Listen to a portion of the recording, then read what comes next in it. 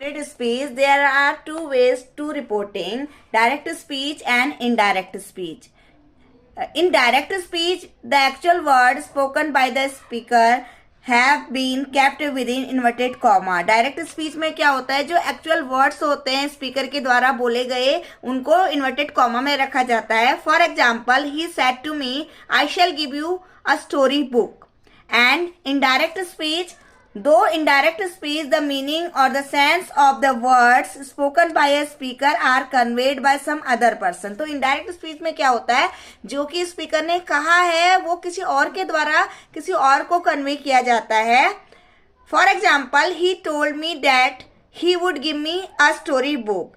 तो यहाँ पे क्या होता है, इनडायरेक्ट स्पीच में इन्वर्टेड कॉमा का यूज नहीं होता है एंड प्रोनाउंस चेंज होते हैं. डैट कंजक्शन से हम सेंटेंस को ज्वाइन करते हैं. Now see the reporting verb and reported speech. Reporting verb क्या है एंड रिपोर्टेड स्पीच क्या है. He said to me. He said to me is reporting verb. You can go now. You can go now is reported speech. The words of speech kept within the inverted commas are called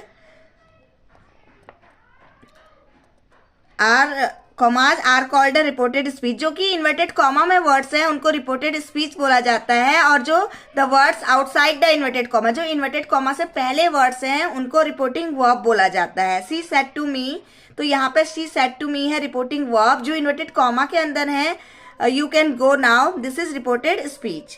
Okay, and now what are the rules to change direct speech into indirect speech? तो क्या rules होते हैं, तो while converting the reported speech into indirect speech, the pronoun within inverted comma change as per the following method. तो वो जो pronouns हैं जो inverted comma के अंदर वो change हो जाते हैं जब हम indirect speech में change करते हैं. जो first person pronoun है वो चेंज हो जाते हैं अकॉर्डिंग टू द सब्जेक्ट, जो कि रिपोर्टिंग वर्ब का सब्जेक्ट है उसके according.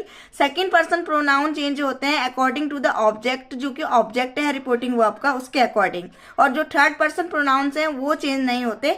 First person, second person, third person आपको आता होगा. फर्स्ट पर्सन कौन सा होता है, I and we. Second person है you and third person he, she, it, they. Now change it tense. Change in tenses. अब देखिए टेंसेस में क्या चेंज होता है जब हम इनडायरेक्ट स्पीच में चेंज करते हैं. अगर reporting verb is in present tense, अगर रिपोर्टिंग वर्ब प्रेजेंट टेंस में या फ्यूचर टेंस में है तो जो टेंस है डायरेक्ट स्पीच का वो चेंज नहीं होता है. ओके, अगर रिपोर्टिंग वर्ब जो कि इन्वर्टेड कॉमा में नहीं है वो किस में है, प्रेजेंट टेंस में, फ्यूचर टेंस में, तो चेंज नहीं होता है रिपोर्टेड स्पीच में.